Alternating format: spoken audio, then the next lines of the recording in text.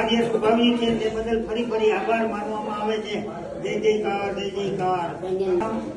કેટલી વખત પણ આ મેહુલ કામ આ વખતે નંબર 1 અવ્વલ નંબર. હવે પૂજ્ય વસંતમાનો જીવન જન્મ છે દુઃખ ન લગાડતા. પૂજ્ય વસંતમાનો જીવન જન્મ પ્રથમનો ભાગ જેના પાના 35, ભાગ બીજો પાના 10.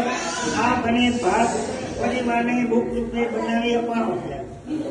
તો વસંતમાની તિથિ પહેલા વર્ષમાં એક વાર તો ખાસ વાંચવું 45 મિનિટ થાય. વર્ષમાં એક વાર એટલો ટાઈમ લઈ વાંચવું. વસંતમાના સ્મરણો યાદ થાય. સત્પુણ્યને સંભાળના. પૂજ્ય વસંતમાના પુણ્ય કેવા, ભાગ્ય કેવા, યોગ કેવા ભેગા થાય છે. વસંતમા વિશે ગર્વ લેવા જેવું કહેવાય. વસંતમા માટે વર્ષમાં એક વાર 45 મિનિટ લેવી અને જીવન ઝરમર બંને ભાગ વાંચવા. વિનંતી કરવામાં આવે છે. આ જીવન ઝરમર એક ઘરેણું છે જે વર્ષમાં એક વખત 45 મિનિટ કાઢી વાંચવું.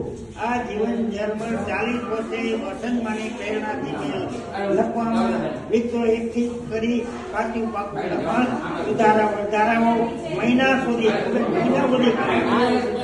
સુધારા વધારા કાચું પાકું લઈ વસંતમાનું કામ કરે છે. આ જીવન ઝરમર લખાણા પછી કોમ્પ્યુટર માટે 4 ઠેકાણે કર્યો.